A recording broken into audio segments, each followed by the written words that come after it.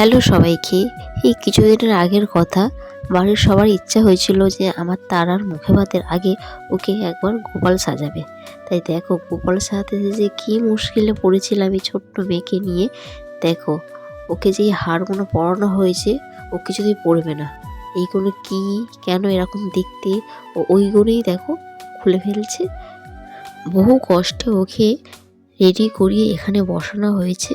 তা দেখো ও তো বসে তো থাকবে না, কিছু না কিছু তো ওকে করতেই হবে। যতবার আমরা ওই হাতের থেকে মাসিটা লাভিয়ে দিচ্ছি কিন্তু ওটাই গালে দেবে। ও আমাদের কারোর কথা শুনছেও না, আর আরও নিয়ে নিলে আরও কাঁদবে, এরকম ব্যাপার। বহু কষ্টে কিছু ফটো আমরা তুলতে পেরেছিলাম। তা দেখো সেই ফটো করে তোমাদেরকে দেখাচ্ছি। এতটুকুই একটা বাচ্চাকে সাজানো খুব মুশকিলেরই কাজ। যাই হোক, আমার তারাকে গোপাল সাজে কেমন লাগছে তোমরা কমেন্টে অবশ্যই জানিও।